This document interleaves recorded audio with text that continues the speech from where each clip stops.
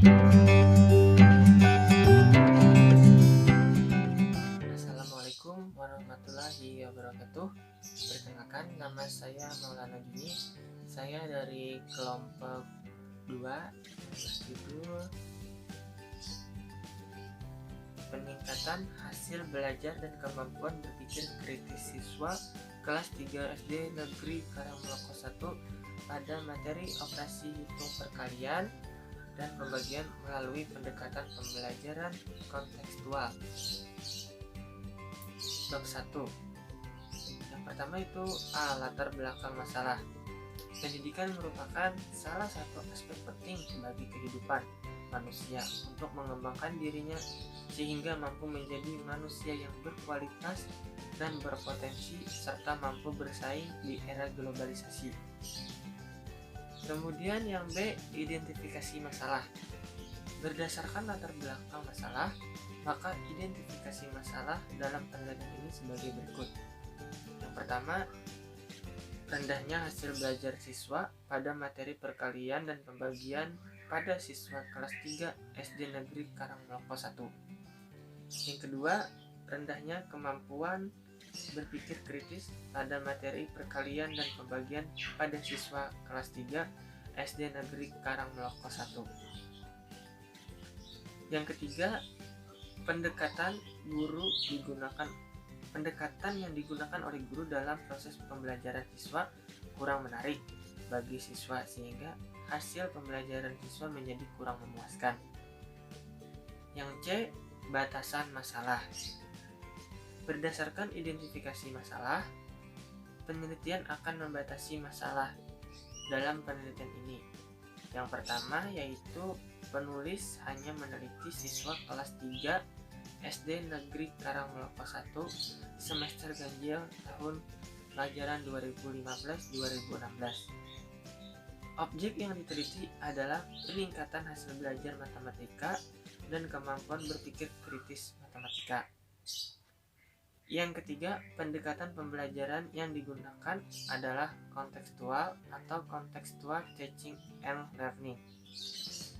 Yang keempat, mata pelajaran yang diteliti yaitu matematika dengan materi perkalian dan pembagian pada SK1 melakukan operasi hitung bilangan sampai 3 angka dan KD3 1.3 melakukan perkalian yang hasilnya bilangan 3 angka dan pembagian bilangan 3 angka. Yang D, rumusan masalah. Yang pertama, bagaimana penerapan pendekatan pembelajaran kontekstual untuk meningkatkan hasil belajar dan kemampuan berpikir kritis siswa kelas 3 SD Negeri Karangmoloko 1. Kemudian yang kedua, apakah melalui pendekatan pembelajaran kontekstual dapat meningkatkan hasil belajar pada materi perkalian dan pembagian siswa kelas 3 SD Negeri Karangmoloko 1. Yang ketiga, apakah melalui pendekatan pembelajaran kontekstual dapat meningkatkan kemampuan berpikir kritis pada materi perkalian dan pembagian siswa. Kemudian yang E, tujuan penelitian. Yang pertama yaitu memaparkan penerapan pendekatan kontekstual untuk meningkatkan hasil belajar dan kemampuan berpikir kritis siswa. Yang kedua, meningkatkan dan mengetahui peningkatan hasil belajar siswa dengan menggunakan pendekatan kontekstual pada materi perkalian dan pembagian. Yang ketiga, meningkatkan dan mengetahui peningkatan kemampuan berpikir kritis siswa dengan menggunakan pendekatan kontekstual pada materi perkalian dan pembagian. Kemudian yang F, manfaat penelitian. Yang pertama yaitu manfaat teoritis, yang kedua manfaat praktik. Yang G, definisi operasional. Yang pertama yaitu hasil belajar, 2 berpikir kritis, 3 matematika, 4 perkalian, 5 pembagian, dan yang keenam pendekatan pembelajaran kontekstual atau contextual teaching and learning. Sekian, terima kasih. Wassalamualaikum warahmatullahi wabarakatuh. Assalamualaikum warahmatullahi wabarakatuh. Di sini saya Gita. Di sini saya akan menjelaskan tentang bab 2 kajian pustaka. Di sini tinjauan hasil belajar. 1. Pengertian hasil belajar. Pengertian dari hasil belajar adalah di mana suatu proses seorang dalam belajarnya akan bisa berubah perilakunya akibat dari pengalaman yang dilakukannya. Dan hasil belajar merupakan kemampuan yang dimiliki oleh siswa baik secara kognitif, afektif maupun psikomotor. Nah, yang kedua di sini faktor yang mempengaruhi hasil belajar. Di sini banyak sekali yang mempengaruhi hasil belajar siswa. Faktor yang mempengaruhi hasil belajar siswa ada dua, yaitu faktor internal dan faktor eksternal. Faktor internalnya ada dari faktor fisiologis secara umum, hal yang mempengaruhi kondisi fisiologi siswa seperti kesehatan, tidak dalam keadaan capek, tidak dalam keadaan cacat jasmani dan sebagainya. Yang kedua, faktor dari psikologis secara individu. Dalam hal ini peserta didik pada dasarnya memiliki kondisi psikologis yang berbeda-beda. Tentunya hal ini sangat berpengaruh dalam proses belajar. Yang kedua, faktor eksternal. Faktor yang termasuk dari eksternal yaitu faktornya lingkungan. Nah, kondisi lingkungan sangatlah berpengaruh untuk siswa. Nah, dalam proses belajar dan hasil belajar yang meliputi lingkungan fisik dan lingkungan sosial. Nah, di sini kita bisa lihat dari faktor lingkungan, siswa bisa mendapatkan hal-hal yang buruk dan positifnya, sebagaimana biarpun dalam kondisi lingkungan yang tidak baik, di mana siswa seperti lingkungan keluarganya yang tidak baik, di sana siswa tidak bisa mendapatkan pengajaran dan hasil proses belajar yang baik, di mana di sana siswa tidak mendapatkan fokus dengan tenang, dia tidak bisa belajar dengan baik dan penuh semangat. Nah, sebaliknya, lingkungan yang baik seperti lingkungan yang keluarga yang memperhatikan anak dan memberikan pengajaran kepada anak, di sana siswa akan mendapatkan proses belajar dengan baik.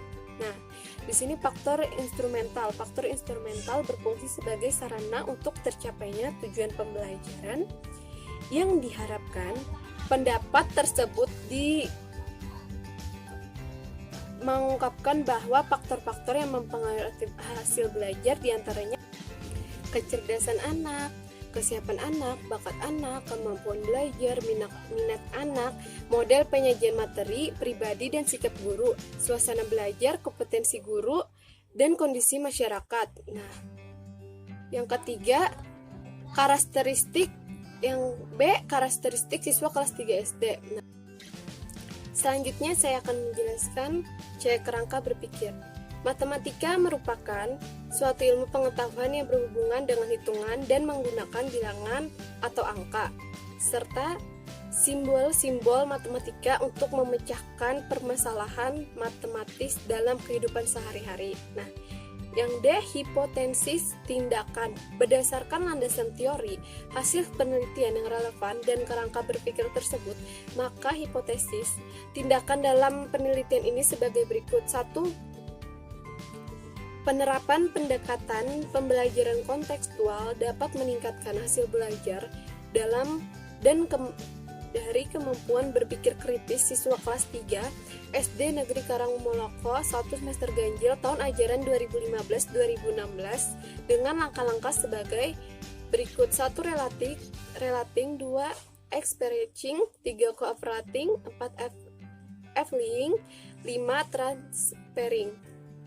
Yang kedua, pendekatan pembelajaran kontekstual yang dapat menimbulkan hasil belajar pada materi perkalian dan pembagian siswa kelas 3 SD Negeri Karangmoloko 1 semester ganjil tahun ajaran 2015 atau 2016. Yang ketiga, pendekatan pembelajaran kontekstual dapat meningkatkan kemampuan berpikir kritis siswa dalam materi perkalian dan pembagian siswa kelas 3 SD Negeri Karangmoloko 1 semester ganjil tahun 2005. Assalamualaikum warahmatullahi wabarakatuh. Perkenalkan, nama saya Wafik Azizah, dengan NPM 30618566008.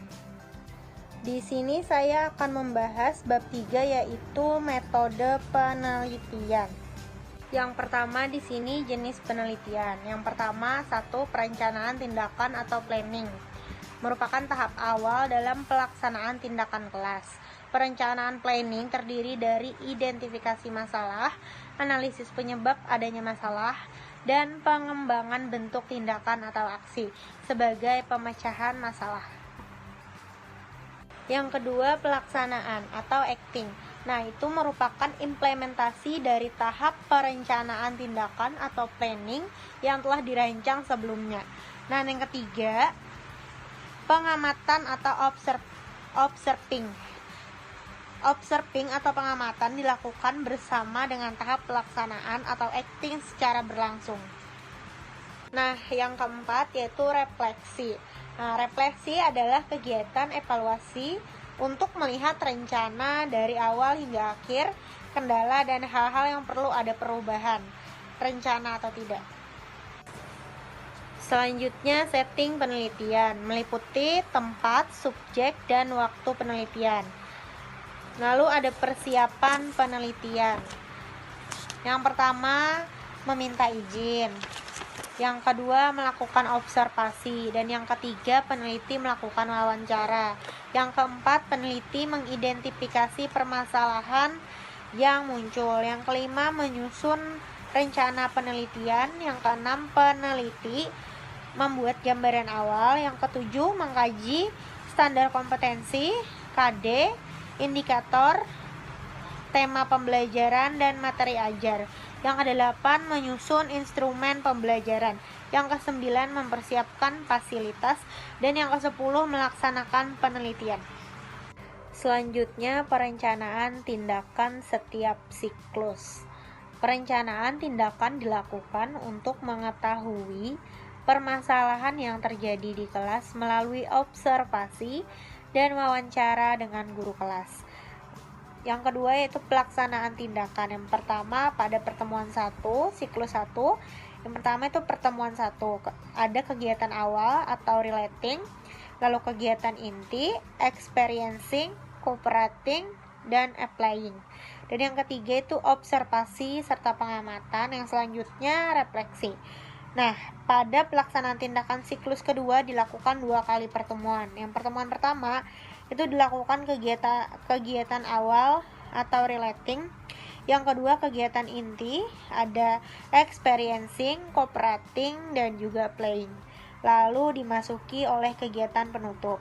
Untuk pertemuan kedua, yang pertama itu ada kegiatan awal, kegiatan inti, yaitu experiencing, cooperating, dan applying. Dan yang ketiga kegiatan penutup atau transferring. Lalu juga ada observasi atau pengamatan dilakukan untuk mengetahui hasil belajar. Yang terakhir refleksi. Peneliti melakukan refleksi untuk mengetahui permasalahan yang terjadi selama proses pembelajaran pada siklus 2. Nah, yang selanjutnya teknik pengumpulan data. Cara yang digunakan untuk mengumpulkan data dalam penelitian yang pertama ada non-test. Itu bisa dilakukan dengan wawancara, observasi, dan kuesioner. Dan yang kedua tes. Tes bentuknya itu berupa pertanyaan yang harus ditanggapi tujuannya untuk mengukur tingkat kemampuan seseorang. Yang selanjutnya instrumen penelitian. Ada di dalam instrumen penelitian itu ada wawancara, lembar pedoman, observasi, kuesioner, dan soal. Dan yang selanjutnya teknik pengujian instrumen. Pertama ada validitas. Validitas terbagi menjadi 3, validitas isi, validitas konstruk, dan validitas rupa. Lalu ada teknik analisis data. Di sini terbagi menjadi 6. Yang pertama analisis data hasil belajar. Yang kedua analisis data kemampuan berpikir kritis. Yang ketiga indikator 3 yaitu memecahkan masalah. Dan yang keempat indikator 4 yaitu memecahkan masalah. Dan yang kelima indikator 5 yaitu membuat kesimpulan. Dan yang keenam indikator 6 yaitu keterampilan mengevaluasi dan menilai hasil dari pengamatan. Lalu yang selanjutnya indikator keberhasilan. dalam penelitian ini adalah peningkatan hasil belajar dan kemampuan berpikir kritis. Untuk jadwal penelitian dilaksanakan pada semester ganjil tahun pelajaran 2015 atau 2016. Kali pertemuan. Yang pertemuan pertama itu dilakukan kegiatan awal atau relating. Yang kedua kegiatan inti, ada experiencing, cooperating, dan juga playing. Lalu dimasuki oleh kegiatan penutup. Untuk pertemuan kedua, yang pertama itu ada kegiatan awal, kegiatan inti, yaitu experiencing, cooperating, dan applying. Dan yang ketiga kegiatan penutup atau transferring. Lalu juga ada observasi atau pengamatan dilakukan untuk mengetahui hasil belajar. Yang terakhir refleksi. Peneliti melakukan refleksi untuk mengetahui permasalahan yang terjadi selama proses pembelajaran pada siklus 2. Nah, yang selanjutnya teknik pengumpulan data. Cara yang digunakan untuk mengumpulkan data dalam penelitian, yang pertama ada non-test. Itu bisa dilakukan dengan wawancara, observasi, dan kuesioner. Dan yang kedua tes. Tes bentuknya itu berupa pertanyaan yang harus ditanggapi, tujuannya untuk mengukur tingkat kemampuan seseorang. Yang selanjutnya instrumen penelitian. Ada di dalam instrumen penelitian itu ada wawancara, lembar pedoman, observasi, kuesioner, dan soal. Dan yang selanjutnya teknik pengujian instrumen. Pertama ada validitas. Validitas terbagi menjadi 3, validitas isi, validitas konstruk, dan validitas rupa. Lalu ada teknik analisis data. Di sini terbagi menjadi 6. Yang pertama analisis data hasil belajar. Yang kedua analisis data kemampuan berpikir kritis. Yang ketiga indikator 3 yaitu memecahkan masalah. Dan yang keempat indikator 4 yaitu memecahkan masalah. Dan yang kelima indikator 5 yaitu membuat kesimpulan. Dan yang keenam indikator 6 yaitu keterampilan mengevaluasi dan menilai hasil dari pengamatan. Lalu yang selanjutnya indikator keberhasilan. Dalam penelitian ini adalah peningkatan hasil belajar dan kemampuan berpikir kritis. Untuk jadwal penelitian dilaksanakan pada semester ganjil tahun pelajaran 2015 atau 2016. Ini saya Reka Apriana akan menjelaskan pada bab 4 yaitu hasil penelitian dan pembahasan. Yang pertama ada pra-penelitian. Nah, di sini peneliti akan melakukan observasi melalui wawancara wali kelas 3. Wawancara ini dilakukan untuk mengetahui karakteristik dari peserta didik kelas 3 tadi. Di sini dilakukan ada 2 siklus. Siklus yang pertama ini dilakukan 2 pertemuan. Pada siklus 1 diawali dengan perencanaan seperti persiapan RPP, kemudian pelaksanaan, dan kemudian observasi. Nah, pada observasi ini peneliti mengamati secara langsung peserta didik ini sudah aktif dalam tanya jawab. Kemudian refleksi. Refleksi pada siklus 1, pendekatan kontekstual yang dilakukan 2 kali pertemuan. Di sini peserta didik ini sudah aktif tanya jawab. Dalam pembelajarannya dilakukan pembelajaran secara berkelompok. Pada tahap ini juga peserta didik kelas 3 sudah antusias mendengarkan penjelasan dari pemberi materi. Hasil belajar siklus 1, nilai rata-ratanya yaitu 76,53, lebih dari target yang diinginkan yaitu 70. Jumlah keberhasilan peserta didik yaitu 73,33% atau 22 peserta didik yang tuntas. Kemudian ada 26,66% atau sekitar 8 peserta didik yang belum tuntas. Kemudian siklus yang kedua. Siklus yang kedua ini sama seperti pada siklus yang pertama, yaitu ada perencanaan, pelaksanaan, observasi, dan juga refleksi. Pada siklus kedua, ketercapaian target, peserta didik yang mencapai target bertambah meskipun masih ada beberapa siswa yang belum tuntas, yang belum bisa mencapai target. Refleksi siklus kedua. Siklus kedua ini dilakukan 2 kali pertemuan. Pada siklus ini, penjelasan didukung dengan media pembelajaran, sehingga peserta didik jadi lebih antusias. Pada siklus ini juga ada melakukan permainan melalui tanya jawab. Nah, kalau dipresentasikan, keberhasilan peserta didik pada siklus 2 yaitu lebih meningkat, yaitu 86,66% atau 26 peserta didik yang tuntas. Dan ada 13,33% atau sekitar 4 peserta didik yang belum tuntas. Kesimpulan dan saran. Guru dapat melakukan kegiatan pembelajaran dengan menggunakan pendekatan kontekstual yang dipersiapkan dengan benar.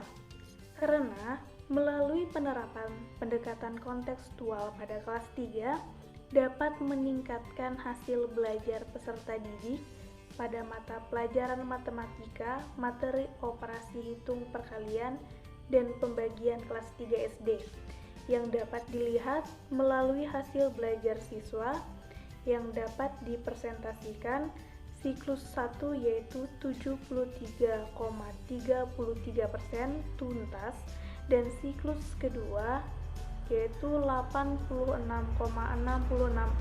tuntas dan siklus yang kedua yaitu 86,66% yang tuntas.